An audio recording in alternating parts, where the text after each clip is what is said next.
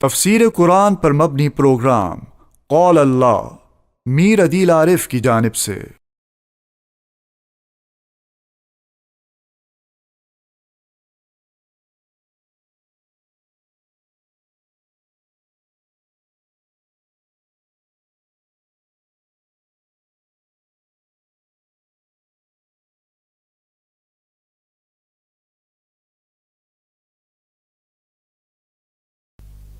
بسم اللہ الرحمن الرحیم۔ پروگرام قال اللہ میں آج ہم انشاءاللہ سورہ رات کا 5واں رکوع ترجمے اور تفسیر کے ساتھ پڑھیں گے۔ علی حسب ترتیب سب سے پہلے 5واں رکوع کا لفظی ترجمہ اور اس کے بعد اس کی مختصر سی تشریح اور تفسیر ہوگی۔ اعوذ باللہ من الشیطان الرجیم، بسم اللہ الرحمن الرحیم۔ وَلَقَدِ اسْتُهْزِئَ، اور بالتحقیق مذاق اڑایا گیا، برسل، رسولوں کا، من قبل کا، تجھ سے پہلے۔ فَأَمْلَيْتُ لِلَّذِينَ كَفَرُوا، پس میں نے مہلت دی ان لوگوں کو جنہوں نے کفر کیا۔ ثُمَّ أَخَذْتُهُمْ، پھر میں نے انہیں پکڑ لیا۔ فَكَيْفَ كَانَ عِقَابِ، پس کیسے ہوا میرا عذاب۔ أَفَمَنْ هُوَ قَائِمٌ، کیا وہ ذات جو نگہبان ہے، عَلَى كُلِّ نَفْسٍ، ہر جان کے اوپر، بِمَا كَسَبَتْ، ساتھ اس کے کہ جو اس نفس نے کمایا، جو اس جان نے کمایا۔ وَجَعَلُوا لِلَّهِ شُرَكَاءَ، اور یہ بناتے ہیں اللہ کے ساتھ شریک۔ قل، کہہ دیجئے، سموہم، ان کے نام لو، ام تنبئونہ، یا تم آگاہ کر رہے ہو اللہ کو، بما، ایسی چیز کے ساتھ، لا يعلم فی الارض، جسے خود خدا نہیں جانتا ہے نہ زمین میں، ام بظاہر من القول، یا ایک ظاہری جیسی بات کر رہے ہو، محض ایک ظاہری جیسی بات۔ بل زین للذین کفروا، بلکہ مزین کر دیا گیا ان لوگوں کے لیے جنہوں نے کفر کیا، مکرہم، ان کی تدبیر، وصدوا عن السبیل، اور انہیں روک دیا گیا راستے سے۔ ومن یضلل اللہ، اور جس شخص کو اللہ گمراہ کر دے، فما لہ من ہاد، نہیں ہے اس کے لیے کوئی ہدایت دینے والا۔ لہم عذاب فی الحیات الدنیا، ان کے لیے عذاب ہے دنیا کی زندگی میں، وَلَعَذَابُ الْآخِرَةِ أَشَقُّ، اور آخرت کا عذاب تو انتہائی سخت ہے۔ وَمَا لَهُم مِّنَ اللَّهِ مِن وَاقٍ، اور نہیں ہے ان کے لیے اللہ سے کوئی بچانے والا۔ مَثَلُ الْجَنَّةِ الَّتِي، مثال اس جنت کی، وُعِدَ الْمُتَّقُونَ، جس کا وعدہ پرہیزگاروں کے ساتھ کیا گیا ہے، تجری من تحتها الانہار، بہتی ہے اس کے نیچے سے نہریں، اکلها دائم، اس کا میوہ ہمیشہ رہنے والا ہے، وظلها، اور اس کا سایہ بھی۔ تلک عقبی الذین اتقوا، یہ انجام ہے ان لوگوں کا، اتقوا، جنہوں نے پرہیز کی، وعقبی الکافرین النار، اور انجام کافروں کا آگ ہے۔ والذین آتیناہم الکتاب، اور وہ لوگ جنہیں ہم نے کتاب دی، یفرحون، وہ خوش ہوتے ہیں، بما انزل الیک، ساتھ اس کے کہ جو نازل کیے گیا تیری طرف، ومن الاحزاب، اور جماعتوں میں سے بعض، من ینکر بعضہ، ایسے ہیں جو انکار کرتے ہیں اس قرآن کے بعض کا۔ قل، کہہ دیجئے، انما امرت، بے شک مجھے حکم دیا گیا ہے، ان اعبد اللہ، کہ میں عبادت کروں اللہ کی، ولا اشرک بہ، اور اس کے ساتھ کسی کو بھی شریک نہ کروں، الیہ ادعو، اسی کی طرف میں دعوت دیتا ہوں، والیہ مآب، اور اسی کی طرف مجھے لوٹ کر جانا ہے۔ وکذالک انزلناہ حکما عربیا، اور اسی طرح ہم نے نازل کیا اس قرآن کو حکم بنا کر عربی زبان میں۔ وَلَئِنِ اتَّبَعْتَ أَهْوَاءَهُمْ، اور اگر تو نے پیروی کی ان کے خواہشات کی، بعد ما جاءک من العلم، بعد اس کے کہ آ گیا تیرے پاس علم، ما لک من اللہ من ولی، نہیں ہے تجھے کوئی اللہ سے بچانے والا، نہیں ہے تیرا کوئی اللہ سے دوست، ولا واق، اور نہ کوئی بچانے والا۔ یہاں پر سورہ رات کا 5واں رکوع اور اس کی 37 آیتیں جو ہے وہ مکمل ہو گئی، 37 آیتیں۔ اب سورہ رات کے اس 5ویں رکوع کا مختصر جیسا وضاحت اور تشریح اور تفسیر۔ وَلَقَدِ اسْتُهْزِئَ بِرُسُلٍ مِّن قَبْلِكَ، اس آیت میں جناب نبی اکرم صلی اللہ علیہ وسلم کو تسلی بھی ہے اور کفار اور مشرکین مکہ کو خاص کر اس پہ تنبیہ بھی ہے کہ جو رویہ پہلے رسولوں کے ساتھ رکھا گیا ہے، اے اللہ کے رسول محمد صلی اللہ علیہ وسلم، یہ رویہ آپ کے ساتھ بھی مشرکین مکہ رکھ رہے ہیں، تو یہ کوئی نئی بات نہیں ہے، یہ کوئی نئی چیز نہیں ہے۔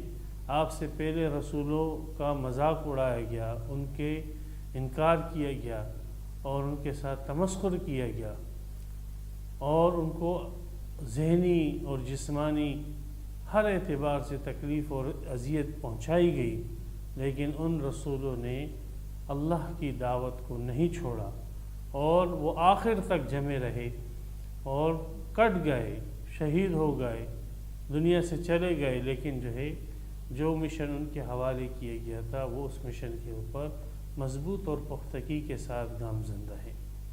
تکلیفیں آنے جانے کی چیز ہیں، اور آپ تو امام الانبیاء ہو، آپ تو خاتم الانبیاء ہو، آپ تو خاتم الرسل ہو، آپ تو تمام انبیاء سے، تمام رسولوں سے، بلکہ تمام مخلوقات سے افضل، اعلیٰ اور برتر ہو۔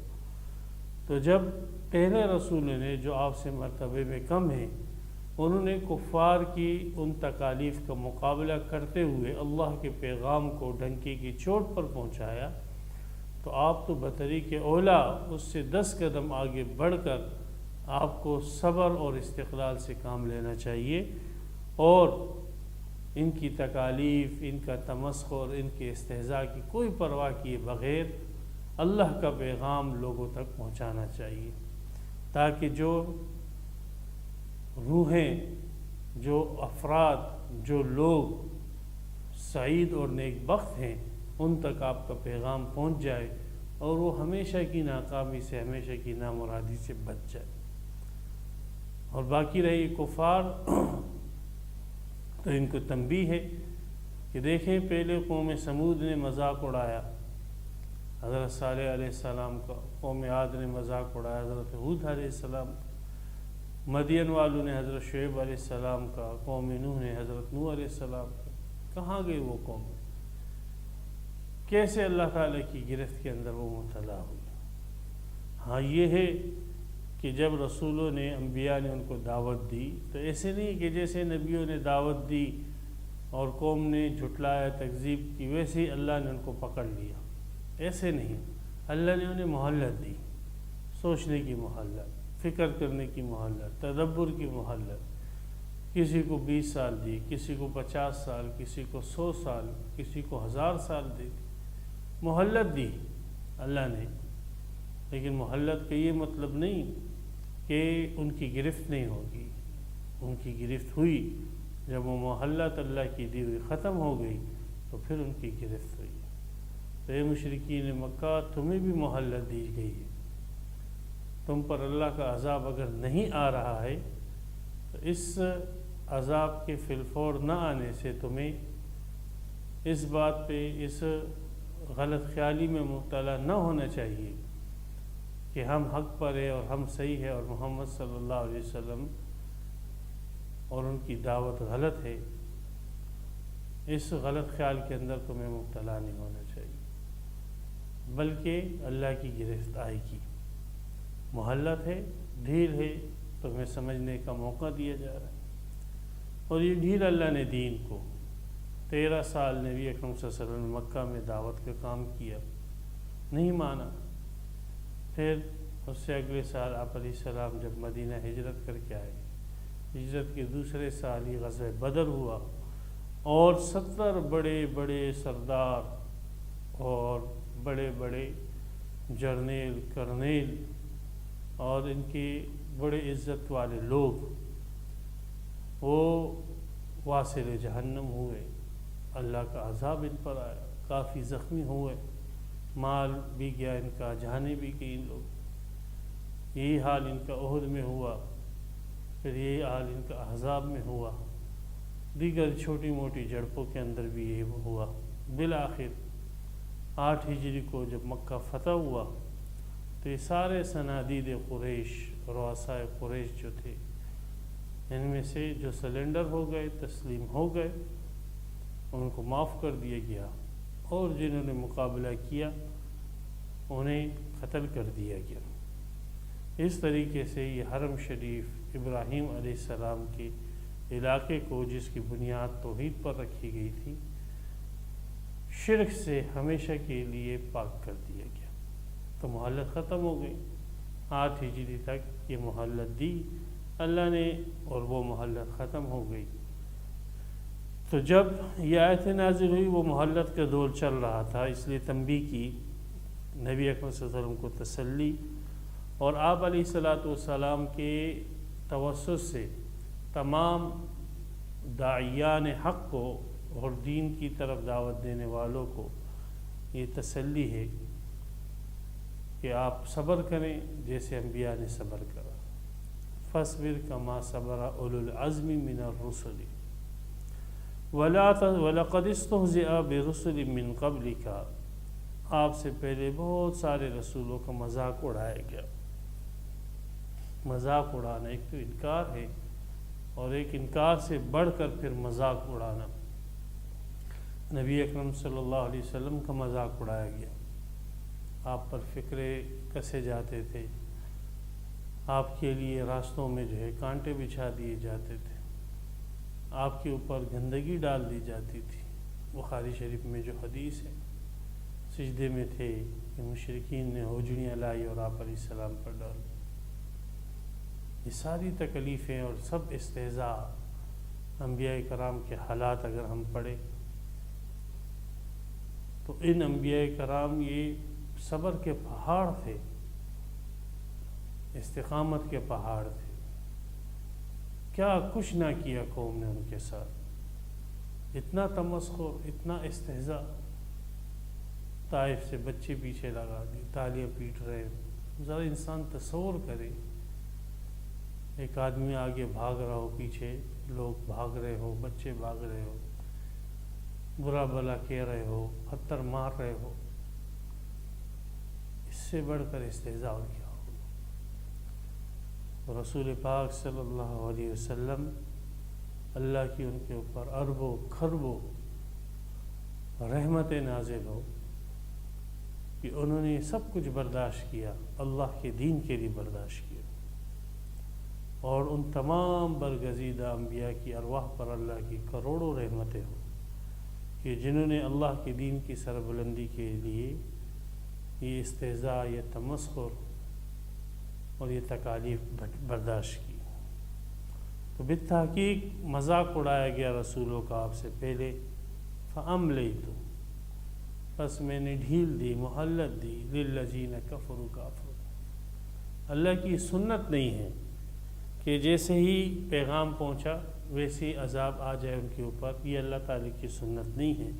اللہ کی سنت یہ ہے کہ پیغام پہنچنے سے پہلے عذاب نہیں دیتے ہیں، اور پیغام پہنچنے کے بعد فی الفور عذاب نہیں دیتے، بلکہ انہیں مہلت دیتے ہیں تاکہ وہ اپنی حالت میں غور و فکر کر کے رجوع کرے اللہ کی طرف، اور اپنے جرائم سے اور اپنے کفر اور شرک سے براءت کا اعلان کر دے۔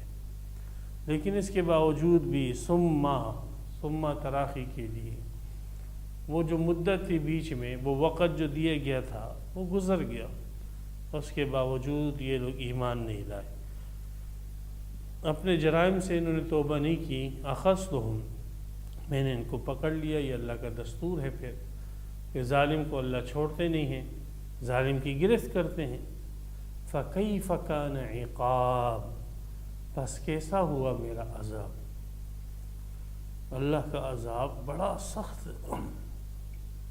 کوئی ان کافروں سے پوچھے جن پر یہ اللہ کا عذاب آیا، یہ جسموں سے گزر کر روح تک سرایت کرتا ہے، یہ اللہ کا عذاب ایسی سخت چیز ہے۔ اللہ ہم سب کی حفاظت فرمائے۔ تو اللہ کا عذاب کیسا ہوا، اس کا جواب تو وہی لوگ دے سکتے ہیں کہ جنہوں نے اس عذاب کا مزہ چکھا، اور اگر ان کو اٹھا لیا جائے تو اور ان سے یہ سوال کیا جائے کہ فَكَيْفَ كَانَ عِقَابِ، اللہ کے عذاب کا مزہ تمہیں کیسے لگا، تو تو وہ کہے گی کہ اگر ہمارا جسم چھریوں سے کاٹ دیا جاتا، کینچیوں سے کاٹ دیا جاتا، ایک ایک بوٹی ہماری کاٹ دی جاتی، تو اتنی ہمیں تکلیف نہیں ہوتی جتنی تکلیف اللہ کے عذاب سے ہمیں ہوئی۔ اللہ کا عذاب بڑی سخت چیز ہے۔ انسان کے اندر احساس کا مادہ کئی گنا زیادہ ہو جاتا ہے، اور اس تکلیف کو وہ کئی گنا زیادہ محسوس کرتا ہے جتنی تکلیف ایک عام آدمی جو ہے وہ محسوس کرتا ہے۔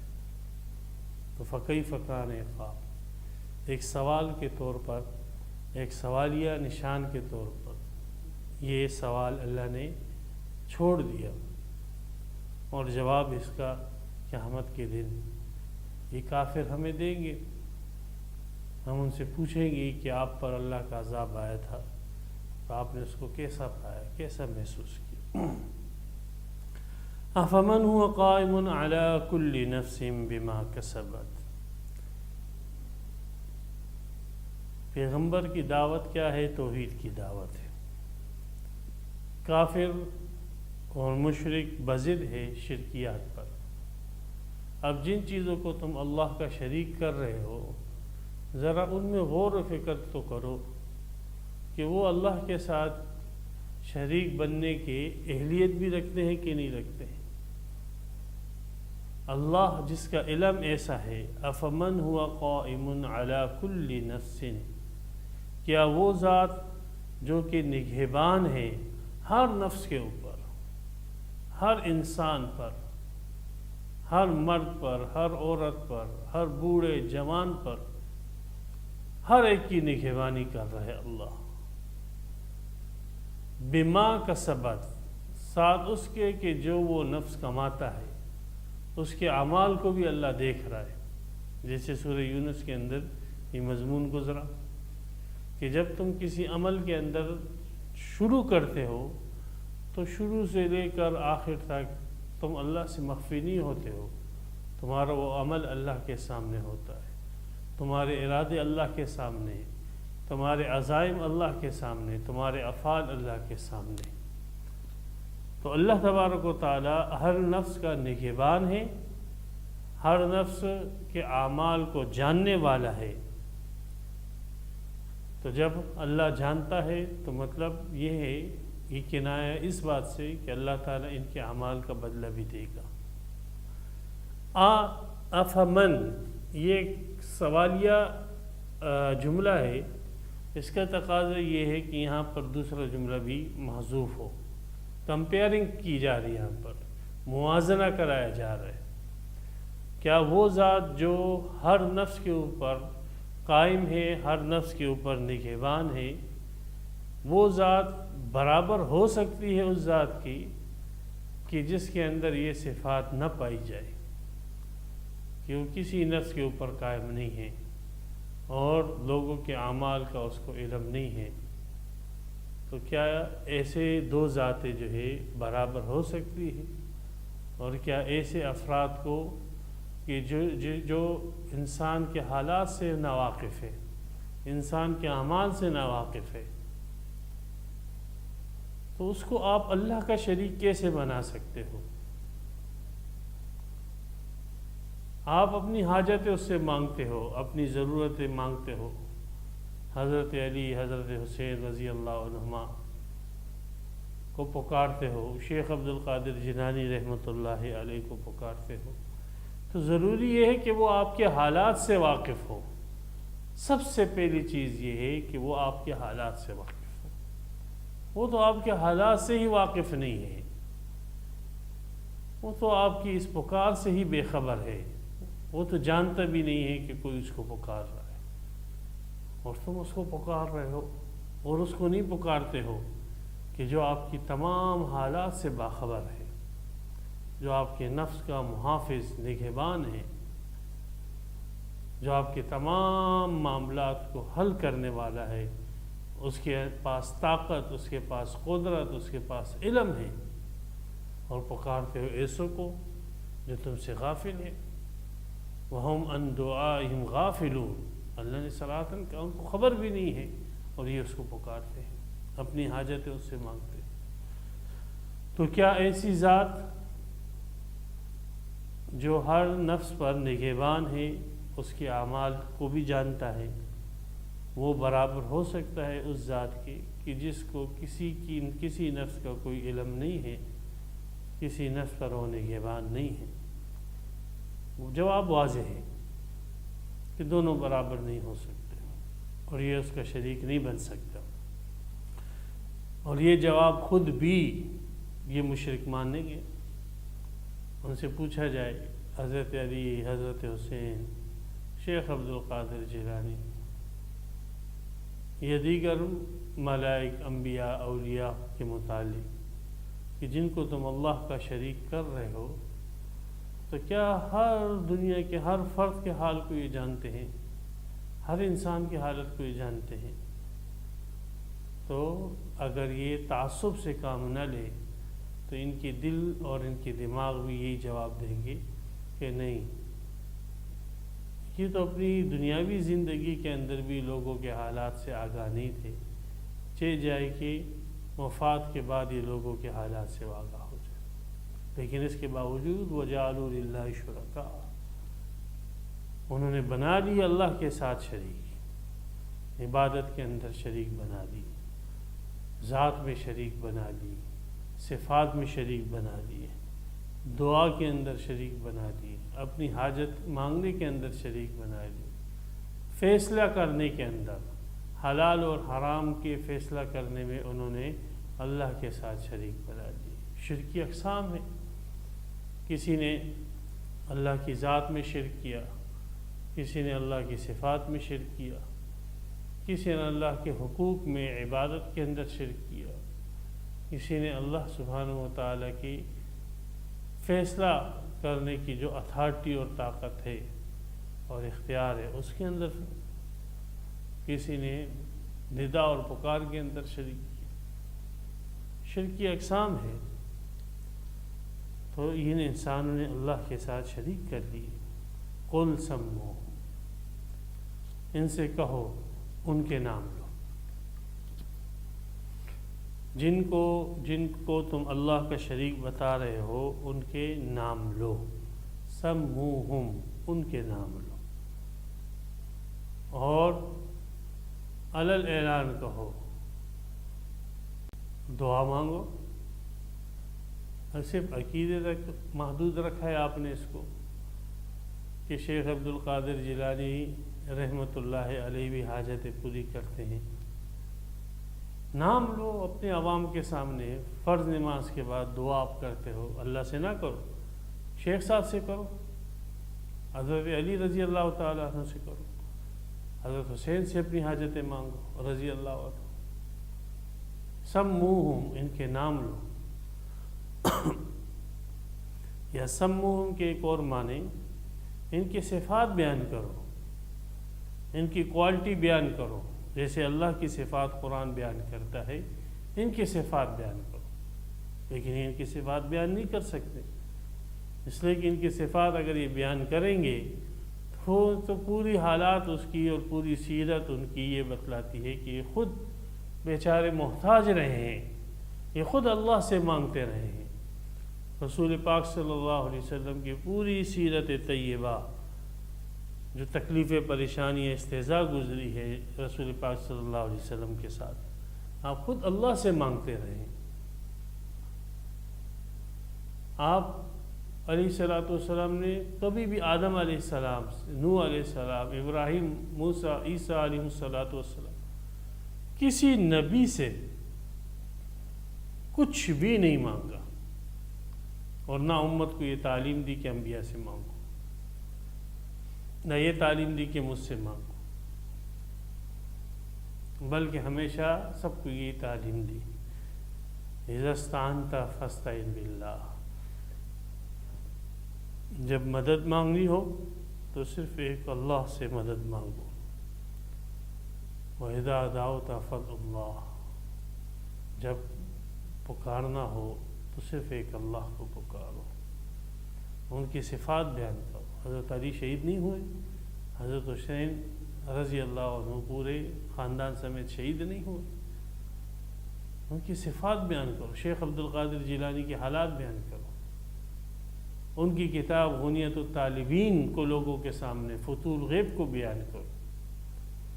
یہ جو عقائد تم ان کی طرف منسوب کر رہے ہو ان سے تو بری ہیں۔ اگر وہ مشکل کشائی حاجت روائی کرتے ظالموں تو اپنے اہل بیت کی کرتے، اپنے نفس کی کرتے، اپنی زندگی میں کرتے، لیکن نہیں۔ قل سموہ، کہو ان کے نام لو یا ان کی صفات بیان کرو۔ نام لوگے یا ان کی صفات بیان کرو گے تو حقیقت کھل جائے گی۔ ام تنبئونہ بما لا یعلم فی الارض، یا تم اللہ کو آگاہ کرنا چاہتے ہو ایسی چیز کے ساتھ جس کو اللہ نہیں جانتا ہے زمین میں۔ اللہ کو تو یہ علم نہیں ہے کہ زمین میں میرا کوئی شریک ہے، میرا کوئی پارٹنر ہے، تو تم اللہ کو اپنے اس فعل کے ذریعے سے، اپنے اس عقیدے کے ذریعے سے گویا اللہ کو یہ آگاہ کرنا چاہتے ہو اور اللہ کے علم کے اندر اضافہ کرنا چاہتے ہو کہ آپ کو معلوم نہیں ہے لیکن زمین میں فلاں فلاں فلاں فلاں شخص وہ آپ کا شریک ہے، اور دنیا میں جس کا بھی کوئی کام ہے وہ آپ کے بجائے وہ شخص اس کا کام کر لے گا۔ تو اللہ تعالیٰ کو تو اس بات کی خبر نہیں ہے، تو کیا تم اپنے اس عقیدے کے ذریعے اللہ کو آگاہ کرنا چاہتے ہو؟ تو جس چیز کی اللہ کو خبر نہیں اس کا کوئی وجود ہی نہیں ہے۔ تو یہ پارٹنر، یہ شریک، ان کا کوئی وجود زمین پہ نہیں ہے۔ اس لیے کیا ہے، جس چیز کا وجود ہے زمین پر وہ اللہ کے علم سے باہر نہیں ہے۔ تو یہاں پر نفی فرما دی، شرکاؤں کے زمین پہ ہونے کی نفی فرما دی، اس کے علم کی نفی کر کے کہ ہمیں علم نہیں ہے۔ تو جب علم نہیں ہے اور اللہ کے علم سے کوئی چیز باہر نہیں تو زمین پہ اللہ کا کوئی پارٹنر اور شریک بھی نہیں۔ ام بظاہر من القول، یا یہ شریک کرنے سے تمہارا مقصد ایک ظاہری اور سرسری جیسی بات ہی کرنی ہے، بس بغیر سوچے سمجھے، جیسے ایک آدمی ایک بات کر لیتا ہے، ایک جاہل آدمی ایک بات کر لیتا ہے، اس کو علم نہیں ہے، بس سن لیا، بڑوں سے سن لیا اور اس نے اس سے سن لیا، زید عمر بکر سے سن لیا اور ایک ظاہری بات کر لی، بس کر لی۔ اس کو معلوم ہی نہیں ہے کہ اس کی بات کسی دلیل کی بنیاد پر ہے، اس کی بات کے کیا نتائج ہیں، اس کی بات کے کیا ثمرات ہیں، اس کی بات کے کیا مفاسد اور نقصانات ہیں، اس کو اس کا علم ہی نہیں ہو، بس ایسی سرسری اور ظاہری ایک بات کر لی۔ تو کیا ایسے ہی سرسری باتیں کر رہے ہو؟ ایک ظاہری بات کر رہے ہو، بس بات کر دی ہم نے ایسی۔ تو یہ جو اللہ تعالیٰ کے انہوں نے شریک بنائے ہیں، یہ ان کے نام آپ کے سامنے نہیں لے گے، نہ اس کی صفات لے گے، اور یہ گویا اپنے اس عقیدے کے ذریعے اللہ تعالیٰ کے علم کے اندر اضافہ کر کے یہ بتلانا چاہتے ہیں الیاذ باللہ کہ اللہ کے علم میں کمی ہے، اور یا ایسے ہی فضول بس ایک بات کر دی بلا دلیل کے، سنی سنائی بات۔ بل زین للذین کفروا، بلکہ حقیقت یہ ہے کہ یہ جتنے شرک ہیں یہ سارے کے سارے شرک مزین کیے گئے ہیں کافروں کے لیے۔ مکرہم، ان کی تدابیریں، کافروں کے لیے ان کی تدابیر، لوگوں کو کفر اور شرک کے طرف لانا، یہ ان کے لیے خوبصورت کر دیے گئے۔ آپ دیکھو گے شرک کے جو اڈے ہیں، مزارات ہیں، کیسے اس کو جو ہے لوگوں کے لیے اٹریکٹیو بنانے کی کوشش کی جاتی ہے، اور ہر ایسی چیز وہاں پر کرنے کی کوشش کی جاتی ہے کہ جو لوگوں کو اس کی طرف کھینچ کے لائے۔ نشہ وہاں ملتا ہے، بدکاریاں زنا وہاں پہ ہوتے ہیں، چرس موالی وہاں پہ ملتے ہیں، کھانا پینا فری وہاں پہ ہوتا ہے، ناچ گانا وہاں پہ ہوتا ہے۔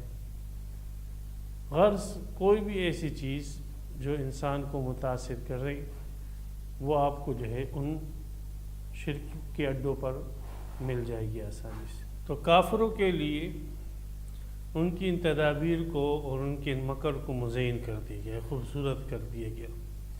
جیسے ایک غلاظت کو، گندگی کو آپ ایک گفٹ پیپر کے اندر پیک کر لیتے ہو، تو وہ جو ظاہر پرست آدمی ہوگا وہ اس کے ظاہری خوبصورتی کو دیکھے گا اور اس پر فرشتہ ہو جائے گا، لیکن جو حقیقت حال کو جاننے والا ہوگا وہ کبھی بھی اس کی ظاہری خوبصورتی کو نہیں دیکھے گا، اس کو معلوم ہوگا کہ اس کے اندر غلاظت اور گندگی پڑی ہوئی ہے۔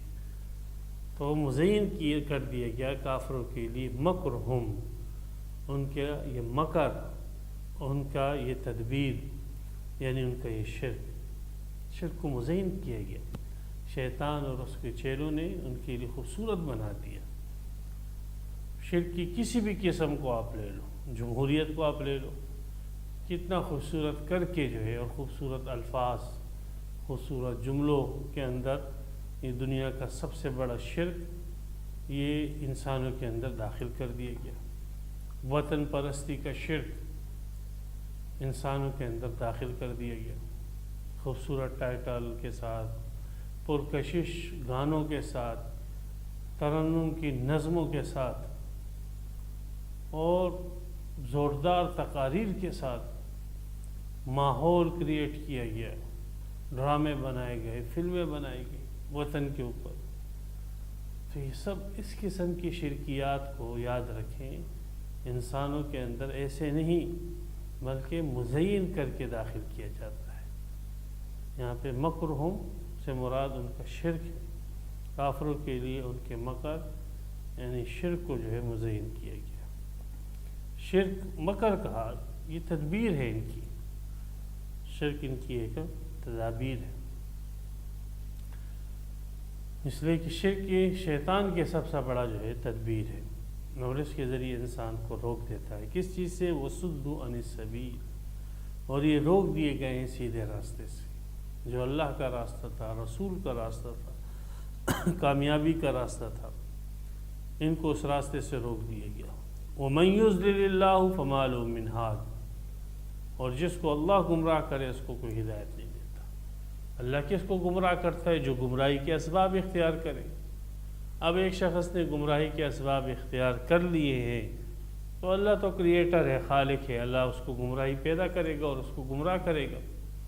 اب کوئی آئے کہ نہیں اس نے گمراہی کے اسباب پیدا کیے، اس نے گمراہی کے اسباب اگرچہ اختیار کیے، ہم ہدایت دے کہ کوئی مائی کا علاج کسی کا باپ بھی نہیں کر سکتا۔ جس کو اللہ گمراہ کر دے تو اس کو کوئی ہدایت نہیں دے سکتا۔ گمراہی کے اسباب اختیار کر رہے ہو اور آپ کہتے ہیں میں اس کو ہدایت دیتا ہوں۔ ہدایت اللہ اس کو دیتا ہے، یہدی الیہ من ینیب، جو ہدایت کی طلب تو رکھے، ہدایت کی طرف رجوع تو رکھے، یہ چاہے تو صحیح کہ مجھے ہدایت ملے، اللہ اس کو ہدایت دیتے۔ جس کے دل میں یہ تمنی نہیں ہو کہ مجھے ہدایت ملے، اور جس کی تمنی یہ ہو کہ بس میرا کفر اور ضلالت ہی صحیح ہے، تو اللہ تعالیٰ ایسے شخص کو کبھی بھی ہدایت نہیں دیتا، اور دنیا کا کوئی بھی شخص، کوئی بھی مخلوق، کوئی بھی انسان، کوئی بھی جن، فرشتہ اس کو ہدایت نہیں دے سکتا۔ لہم عذاب فی الحیات الدنیا، یہ کافر جو ہے یہ عذاب میں مبتلا ہے دنیا کے اندر بھی۔ ہاں، عذاب ہم سمجھتے ہیں کہ مال نہ ہو یہ عذاب ہے، اولاد نہ ہو عذاب ہے، نہیں، مال اولاد یہ تو راحت کے اسباب ہیں، اصل چیز تو راحت ہے، سکون ہے۔ یہ سب چیزوں سے مقصد جو ہے وہ سکون حاصل کرنا ہے۔ ان کے پاس یہ سب چیزیں ہوتی ہیں لیکن سکون نہیں ہوتا، عذاب کے اندر مبتلا ہے۔ ٹور کے ڈھول سہانے بھجن، ٹور کے ڈھول سہانے، جتنے یہ کافر بیچارے جو ہے ناسکونی کے اندر ہے، بے اطمینانی کے اندر ہے، پریشان ہے، خدا کی قسم مسلمان اس کے 100% حصے میں بھی مبتلا نہیں، گناہگار سے گناہگار مسلمان، یہ اتنے پریشان ہیں، اتنے ٹینشن میں ہیں، ان کی زندگی، یہ بیچارے جو ہے یہ تو سکون چیزوں کے اندر ڈھونڈتے ہیں، لیکن جب اللہ ہی سکون نہ دے تو کون ان کو سکون دے سکتا ہے؟ اور دوسری طرف مسلمان ہے، سکون کے اسباب اس کے پاس نہیں، لیکن اللہ اس کو سکون دیتا ہے۔ اللہ اس کو راحت دیتا ہے، اطمینان قلب دیتا ہے۔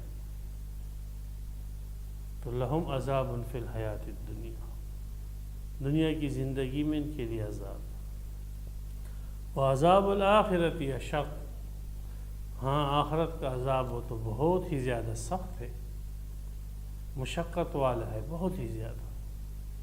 وما لہم من اللہ من واق، کوئی بچانے والا بھی تو نہیں ہے کہ کوئی اللہ کے مقابلے میں کھڑا ہو کر ان کو بچا لے، نہیں بچا سکتا۔ ہاں اللہ نے جو اعمال دیے، جو عقائد دیے ہیں، ان کو اختیار کر لے تو اللہ کے عذاب سے بچ سکتا ہے۔ یہ تو اس جماعت کا ذکر تھا جس نے شرک کیا۔ اس کی مزید جو ہے وضاحت کے لیے اس کی ضد کو ذکر کیا جا رہا ہے، اور وہ ہے ماننے والے، مطیعین، اطاعت گزار، پرہیزگار۔ ان لوگوں کے لیے کیا ہے؟ تو فرمایا مثل الجنت التی وعد المتقون۔ مثل کے ایک معنی تو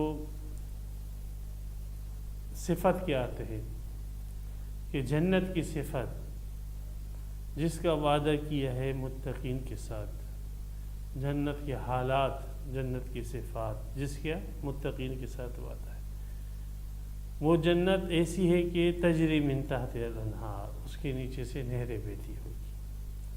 اور مثل کے دوسرے معنی آتے ہیں، یہ جو مشہور ہے تشبیہ کے لیے مثال،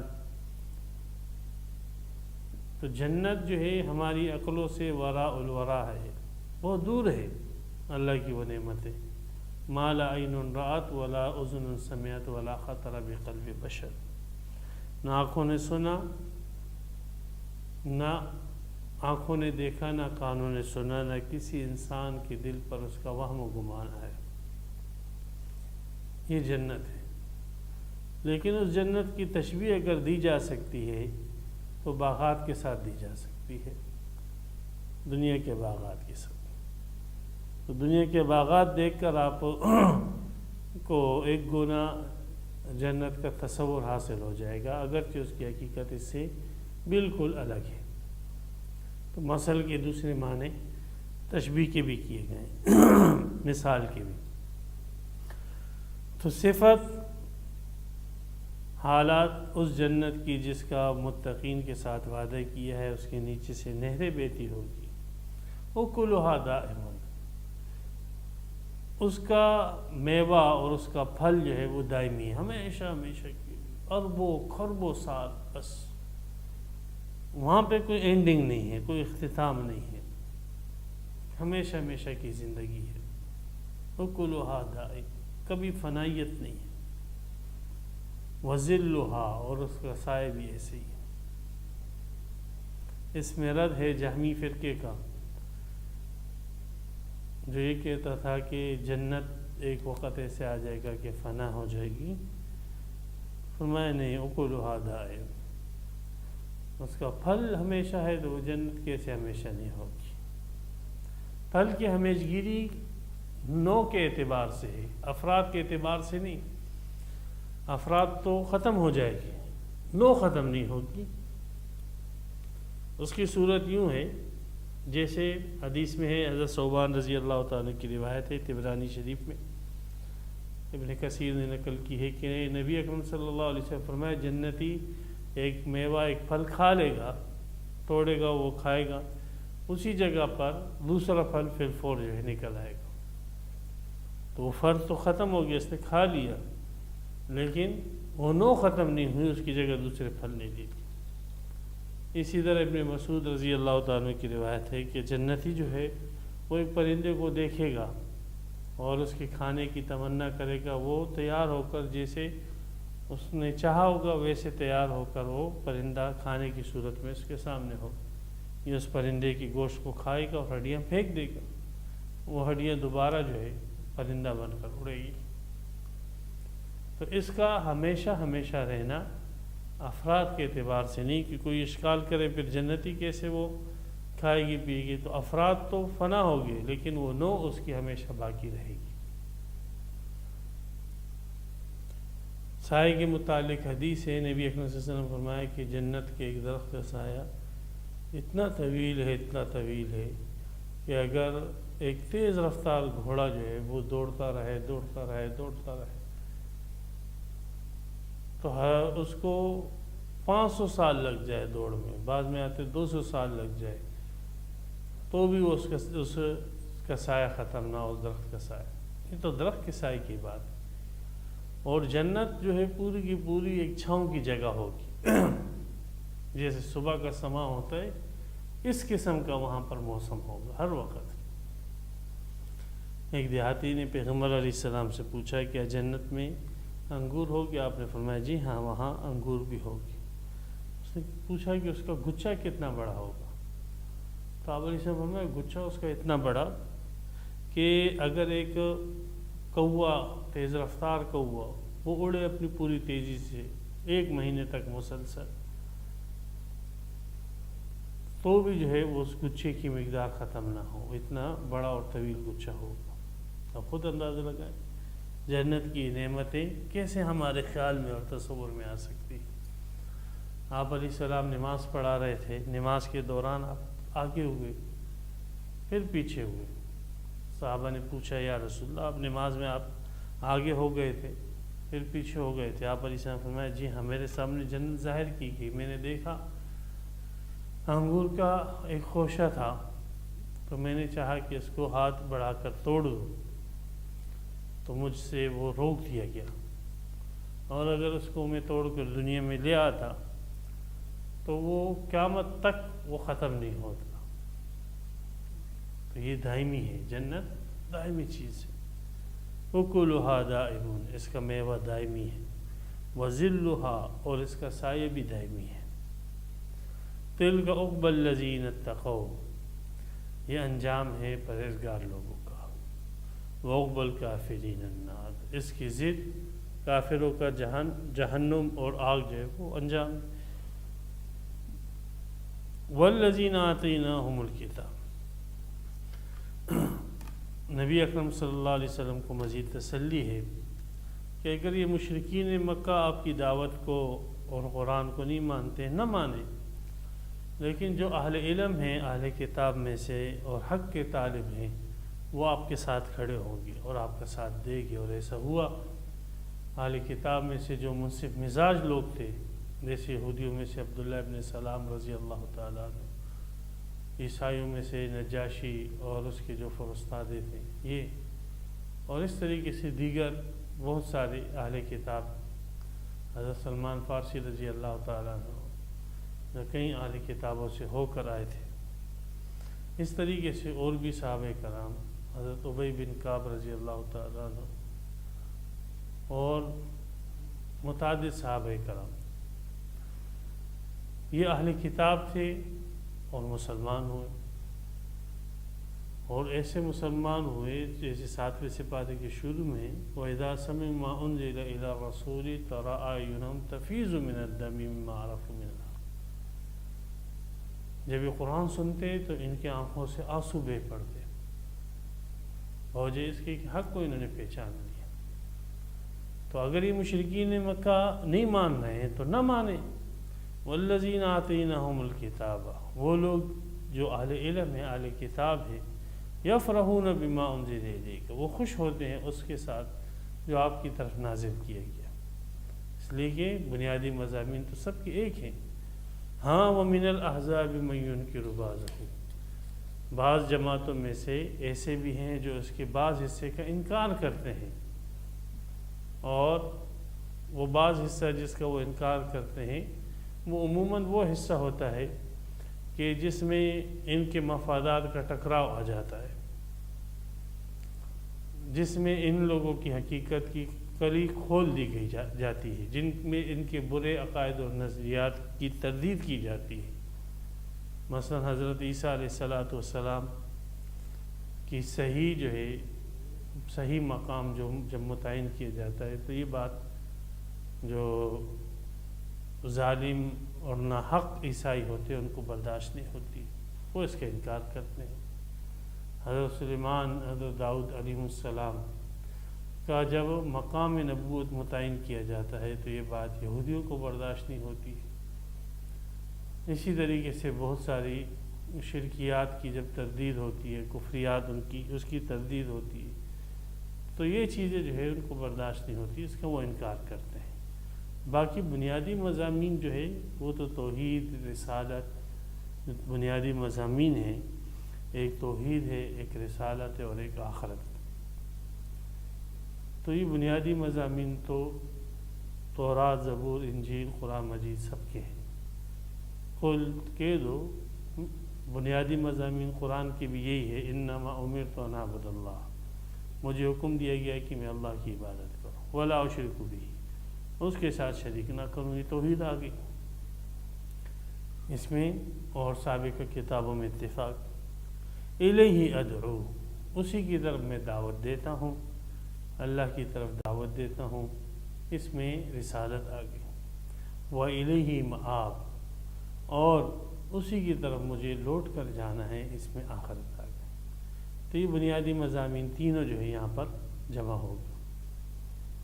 وَكَذَلِكَ أَنزَلْنَاهُ حُكْمًا عَرَبِيًّا، تو نبی اکرم صلی اللہ علیہ وسلم پر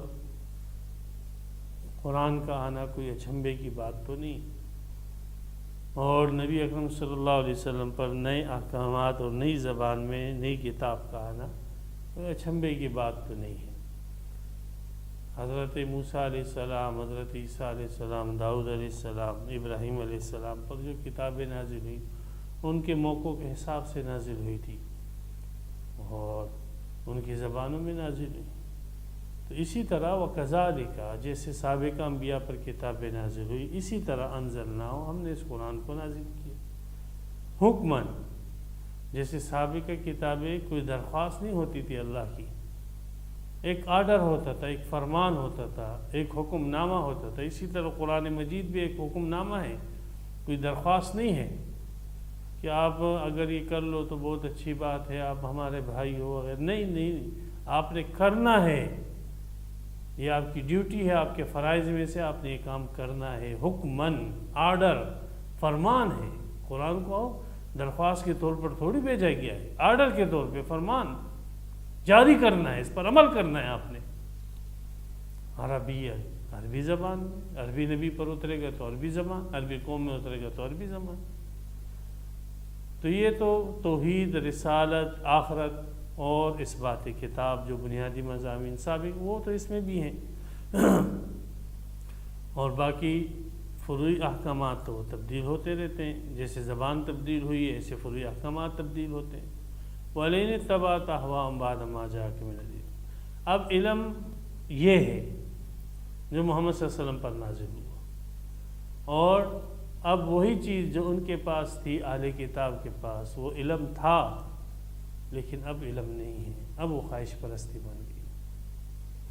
اب اگر ان کے طور طریقوں کو اور ان کے احکامات کو فالو کیا گیا اور محمد صلی اللہ علیہ وسلم کی بتائے ہوئے احکامات کو چھوڑ دیا گیا، وہ خواہش پرستی ہوگی، ان سے اللہ کا حکم نکل گیا ہے۔ اب حکم یہ ہے، اب وہ ختم، اب وہ خواہش پرستی۔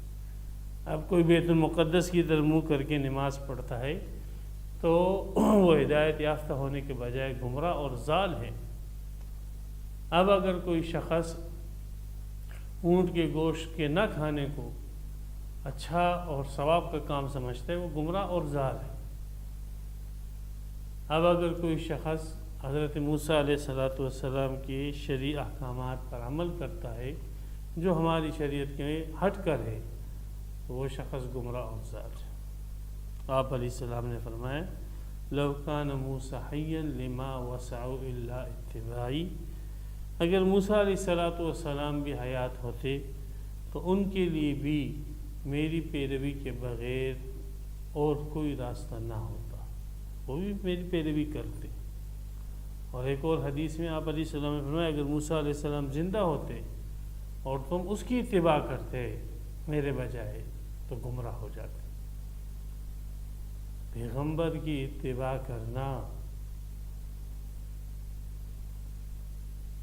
وہ گمراہی ہو موسیٰ علیہ السلام کی، محمد صلی اللہ علیہ وسلم کے مقابلے میں، تو زید، عمر، بکر کی اور خاندان کی اور حکومتوں کی اور وزارتوں کی ان کی اتباع کرنا ان کے ان احکامات کو شرعی احکامات پر ترجیح دینا، ان کے طور طریقوں کو اللہ کے اور رسول کے احکامات پر ترجیح دینا، اس سے بڑھ کر کوئی گمراہی ہو سکتی ہے؟